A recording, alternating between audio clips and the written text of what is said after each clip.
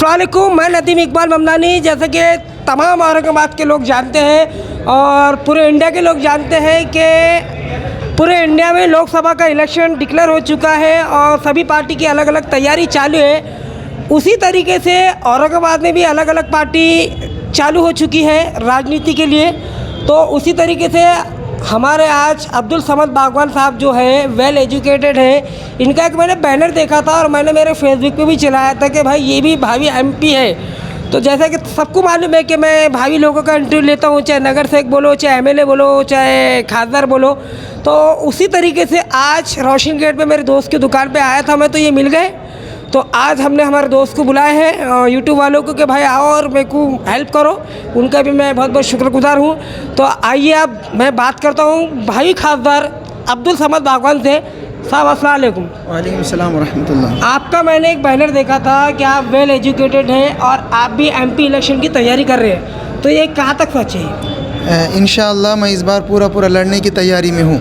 आप पूरा लड़ने की तैयारी में हैं। तो मेरा ये बोलने का मतलब है कि आपने नगर सेवक नहीं चुने, एमएलए नहीं चुने, डायरेक्ट एमपी ए नहीं बी नहीं, डायरेक्ट जेड नहीं। जब जो 2014 में यहाँ पर एमआईएम पार्टी आई, अच्छा, एमआईएम पार्टी, अच्छा। एमआईएम पार्टी आई तब हमने एमआईएम के लिए मेहनत करे, काम करे। और 15 में जब नगर सेवक का इलेक्शन आया, म्यूनसिपल कॉरपोरेशन के इलेक्शन में हमने टिकट मांगे और किसी कारण पार्टी की एक मसलिहतन पार्टी ने कहा कि आप बैठ जाइए, किसी और को टिकट दिया गया है। तो लिहाजा हम अपने तौर पर खामोश हो गए एमआईएम के बोलने पर। उसके बाद में फिर 2019 में जब विधानसभा का इलेक्शन आया, तब मैंने औरंगाबाद से टिकट न मांगते हुए मेरा जो मूल गांव है परड़ी शहर, परड़ी बैजनाथ, तो मैंने वहाँ से विधानसभा के लिए टिकट मांगा और वहाँ से एमआईएम ने सीट नहीं लड़ाई। जिसके कारण आपने पहले नगर सेवक मांगे, नगर सेवक एमआईएम पार्टी ने नहीं दी तो आपने एमएलए की मांग ली।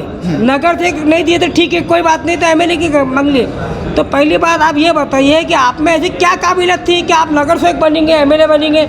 ऐसी क्या काबिलियत थी आप में कि आपको एमएम पार्टी नगर सेवक का टिकट दे देंगी? काबिलियत कौन से वार्ड से मांगे थे आपने? ठीक है, मैं कटकटी गेट से मांगा था। अच्छा। शताब्दी नगर, पुलिस कॉलोनी, ये मेरे हद में आते थे। साहब ने शताब्दी नगर और कहाँ से? पुलिस कॉलोनी, नाहिद नगर से मांगे थे नगर सेवक का एमआईएम से। लेकिन अफसोस एमआईएम में उनको काबिलियत नहीं लगी थी कि क्या काबिलियत है, इसलिए टिकट इजी कर देते, नज़रअंदाज कर देते। उसके बाद उन्होंने विधानसभा मांगे परली से, लेकिन वहाँ से भी अफसोस नहीं लड़े।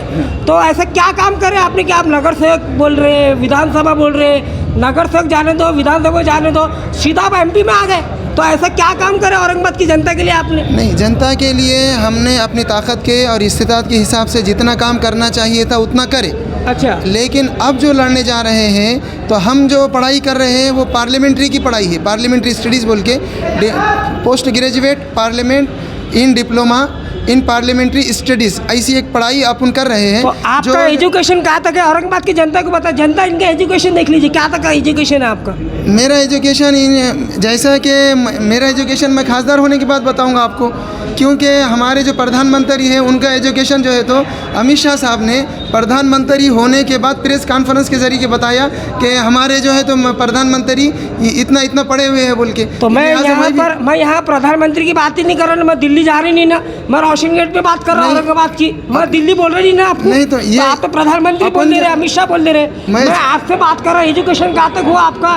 तो आप प्रधानमंत्री ने बाद में प्रेस कॉन्फ्रेंस लिया था, बाद में बताए थे, लेकिन औरंगाबाद की जनता जा रहा हूँ तो दिल्ली का है ना प्रधानमंत्री, लोकसभा है वो, लेकिन औरंगाबाद की जनता को बताना पड़ता है कि भाई ये कैंडिडेट इतना पढ़ा लिखा है, हम उनको वोट देना कि नहीं देना, ये बताइए। आपका बोलना है कि मैंने पहले बता देना। तो कहाँ तक पढ़े आप? अच्छा ठीक, मेरी पढ़ाई जो है तो BA DED है और अल्हम्दुलिल्लाह मैंने MA political science doctor Baba Saheb Ambedkar university Marathwada विद्यापीठ से किया हूँ। और अभी मेरी वहाँ पर post graduate in diploma in parliamentary studies जो है तो डॉक्टर बाबा साहेब अम्बेडकर में ही चालू है, वहीं चालू है औरंगाबाद में। तो आप MP लड़ रहे, बरोबर है? तो आपने औरंगाबाद के ऐसे जनता के लिए क्या करे कि यार मैं MP बन सकता, मैं MP का इलेक्शन लड़ सकता?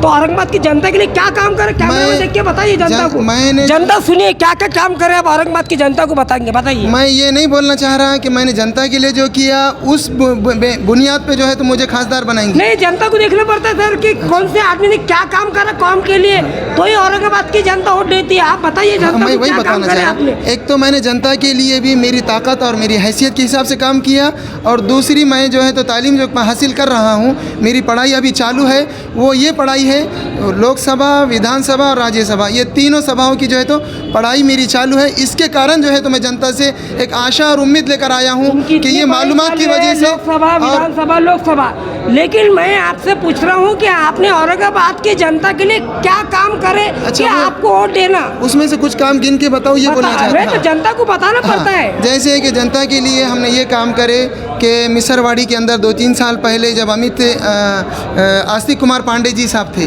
म्यूनसिपल कमिश्नर, तब जो है तो वहाँ पर इतनी हैरानी और परेशानी हुई थी कि हर एक के घरों में पानी घुसा था मिसरवाड़ी में, और छाती तक पानी था। यकीन मानो आप कि वहाँ पर जाने के लिए भी रास्ते में जो है तो आपको पानी में से ही जाना पड़ता था।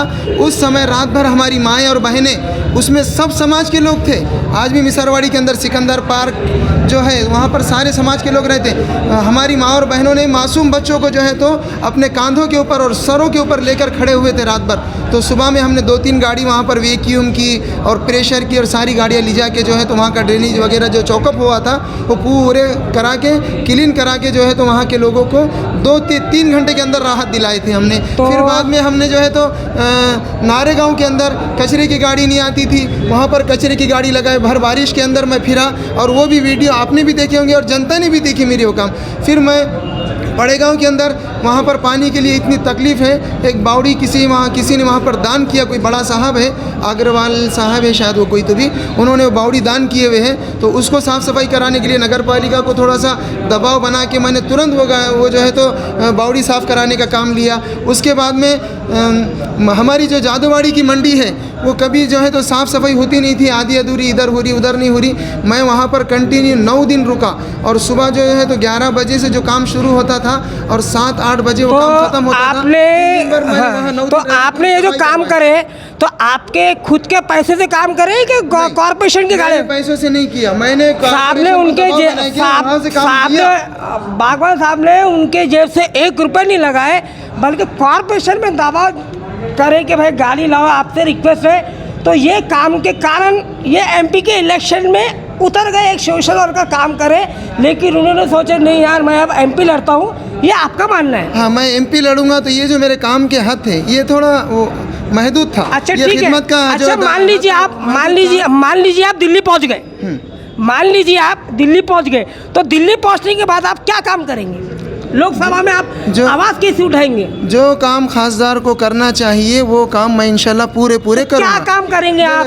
क्या से मुराद ये है कि आजकल जो है तो हमारे मराठा समाज को जो है तो आरक्षण की ज़रूरत है। अच्छा। मुस्लिम समाज को आरक्षण की ज़रूरत है, मराठा समाज को आरक्षण की ज़रूरत है। हमारे जहांगीर पाटिल साहब भूख हड़ताल करे, क्या क्या करे, अभी तक कुछ रिजल्ट नहीं आया, लेकिन बागवान साहब उनका रिजल्ट ला लेंगे। मराठा समाज के लिए लोकसभा में आवाज़ उठाएंगे। और इसके अलावा जैसे हमारे पास MIDC है। अच्छा। MIDC में हमारे पास बहुत सारा क्षेत्र खाली पड़ा हुआ है, खाली स्पेस पड़ा हुआ है। तो हमारा काम ये रहेगा कि हम जब ऊंची पोस्ट पे जाते हैं तो लोगों की सहूलत के लिए इनको नौकरियां मिले, रोजगार मिले, इसलिए क्या करना पड़ता है? अच्छा। कि वहाँ से बड़ी MIDCों में कारखाने और कंपनियां लाना चाहिए। अभी आपने बोले कि आप मराठा समाज के लिए रिजर्वेशन के लिए आवाज़ उठाएंगे, पूरी जान तोड़ कोशिश करेंगे, पूरी जान तोड़ देंगे मराठा समाज के लिए। लेकिन अपने मुस्लिम समाज के लिए आप दिल्ली में आवाज़ क्या उठाएंगे? आप दिल्ली पहुंच गए तो क्या आवाज़ उठाएंगे? मुस्लिम समाज के लिए आरक्षण के लिए भी आवाज़ उठाएंगे, मराठा समाज के आरक्षण के लिए भी आवाज़ उठाएंगे।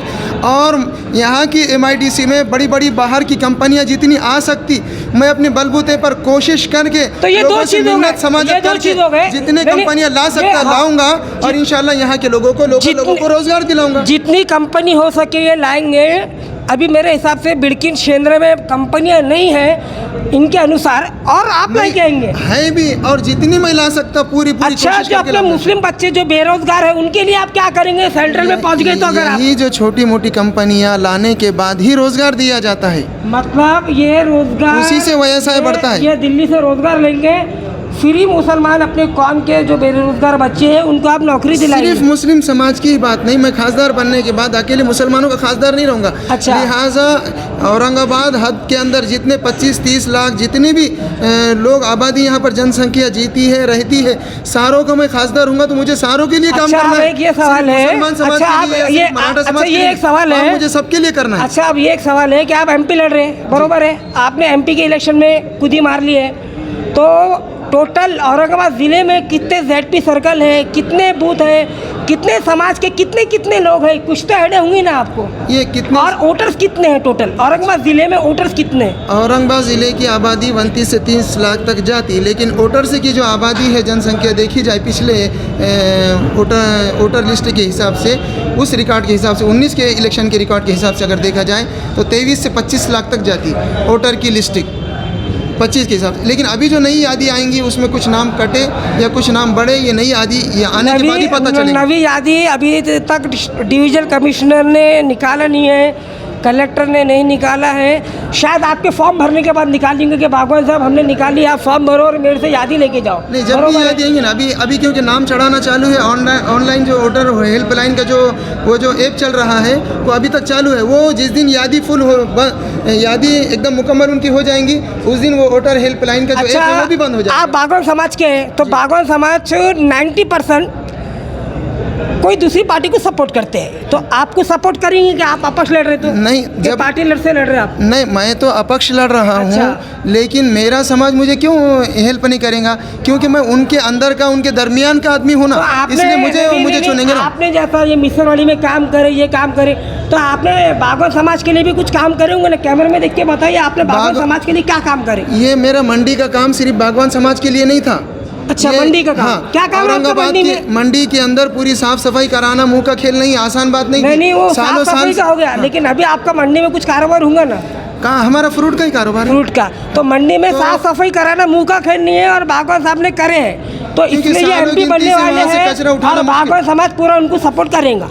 बागवान समाज ही नहीं करेगा, बल्कि हमारी जो मंडी है औरंगाबाद की, मराठवाड़ा की सबसे बिगेस्ट मंडी है। और इस मंडी के अंदर जो है तो मराठवाड़ा के ही नहीं और अदर ज़िलों के भी लोग जो है तो यहाँ से आके माल खरीदी करते हैं। लिहाजा उनको कचरे से और गंदगी की बदबू से बचाने के लिए मैंने वहाँ 9 दिन कंटिन्यू रहकर जो है तो काम किया है और पूरी साफ़ सफाई किया है। लिहाजा मुझे बागवान समाज तो वोट देगा ही देगा। वहाँ पर जितने मेरे हिंदू भाई की भी दुकानें हैं वो भी देंगे, और प्लस मुझे किसान और शेतकरी और ज़मींदार लोग भी वोट देंगे, क्योंकि मैंने सारों के लिए साफ़ सफाई करा के वहाँ पर जो है तो जगह अवेलेबल कराया है कारोबार के लिए। ये जादव मंडी में उन्होंने शेतकरी के लिए ये लिए, तो ये इनका बोलना है कि उन्होंने जादव मंडी में बहुत काम करे, तो जादव मंडी में जो काम करे उसके अनुसार ये आने वाले लोकसभा इलेक्शन में एमपी बन जाएंगे। ये मुझे लगता है ये, और उनको लगता है, मुझे तो नहीं लगता लेकिन उनको लगता है, क्योंकि उन्होंने जादव मंडी में बहुत काम करे।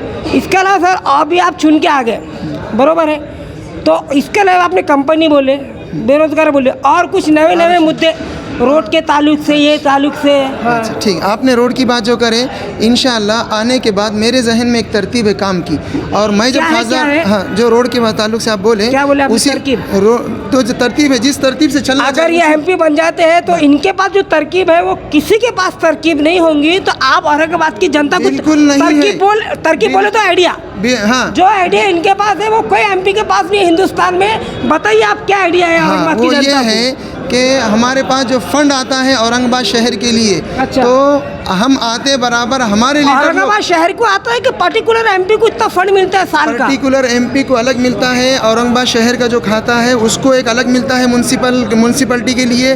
तो जो जिसके लिए आता है उसको इस्तेमाल करने का एक तरीका ये है मेरे जहन में, बताइए, कि सबसे पहले हमने जो है तो रोड का काम बिल्कुल नहीं करना चाहिए। सबसे बड़ी बेवकूफ़ी है, पहले रोड बना दिया जाता है और फिर बाद में उसको खोदने का काम किया जाता है ड्रेनेज बनाने के लिए, फिर उसको खोदा जाता है लाइन पाइपलाइन डालने के लिए, फिर उसको खोदा जाता है लाइट की वायर डालने के लिए। तो बिल्कुल ये बेढंगा तरीका है। ये जो आइडिया है, ये जो आइडिया है मैं रिपीट करना चाहूँगा मैं औरंगाबाद की जनता के लिए, प्लीज़ आप मेरे लिए वापस से बोलिए औरंगाबाद की जनता को। ये तरीका बिल्कुल गलत है। उसका ऐसा करना चाहिए, जो भी फंड आता है तो सबसे पहले हमको ड्रेनेज लाइन के लिए खुदाई करना चाहिए, उसके बाद में पानी का पाइपलाइन बिछाना चाहिए, उसके बाद में जो लाइट के वायरिंग आती है जो अंडरग्राउंड चालू है अभी फ़िलहाल टोटल स्मार्ट सिटियों में ये स्कीम चालू है और मुंबई पूना के अंदर भी ये पूरी बीत चुकी है। तो औरंगाबाद के अंदर भी बिल्कुल ऐसी ही नियम के साथ काम करना चाहिए। और उसके बाद में लास्ट में नंबर आता है रोड बनने का, तो रोड सबसे लास्ट में बनना चाहिए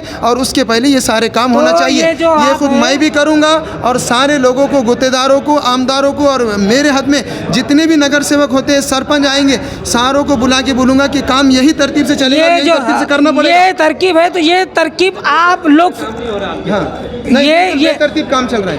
क्या बोले आपने?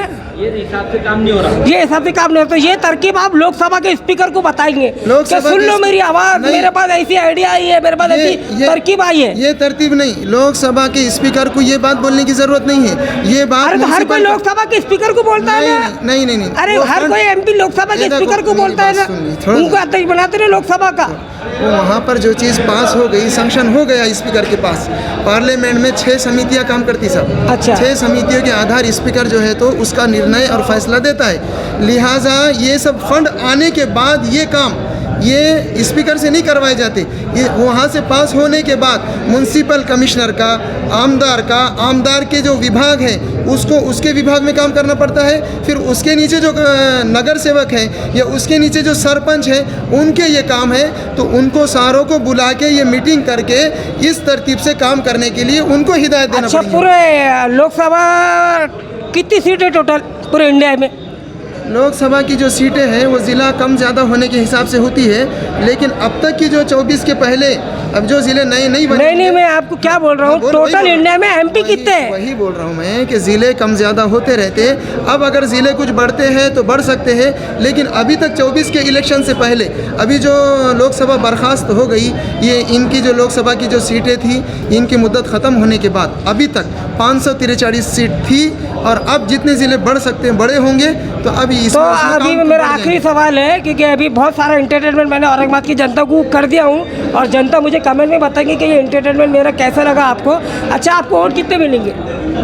एक अंदाज़ा तीर तो मारेंगे ना कि मेरे को इतने मिलेंगे, 5 लाख 6 लाख, ऐसा एक अंदाज़ा। वो तो गिनने में जब अपन गिनते तो मालूम पड़ता कितने मिले, घोड़ा मैदान सामने रहता, एक अंदाज़ा। अच्छा ठीक, मैं अंदाज़ा तो नहीं बता सकता, मैं कोई भविष्यवाणी करने वाला तो नहीं हूँ, लेकिन मुझे इतना अंदाज़ा है और अल्लाह की ज़ात से इतनी उम्मीद है कि मुझे इतने वोट मिलेंगे कि इंशाल्लाह मैं कामयाब हो जाऊँगा और मैं खासदार हो जाऊँगा इंशाल्लाह। तो इतने वोट मिलेंगे कि ये खासदार बन जाएंगे। अब ये तो वक्त बताएंगा 4 जून को कि हमारे बागवान साहब दिल्ली पहुँचते कि कहाँ पहुँचते मुझे पता नहीं, लेकिन ये पूरी तरीके से निकल जाएंगे, बहुत अच्छे से निकलेंगे। ये 4 जून को पूरा औरंगाबाद देखेगा और मेरी शुभकामनाएं इनके साथ है। तमाम लोग भी मेरे लिए दुआ करो कि अब्दुल समद बागवान इस बार खासदार हो जाए और ये अल्हम्दुलिल्लाह बहुत अच्छे से निकलेंगे। आप देखते रहिए ममदानी न्यूज़ एंटरटेनमेंट। 4 जून को पता चल जाएगा कि अब्दुल समद बागवान कितने की लीड से निकलेंगे, ये तो वक्त बताएंगे। मेरी शुभकामनाएं बागवान साहब के साथ है कि बहुत बड़ी लीड से निकलेंगे। अस्सलाम वालेकुम।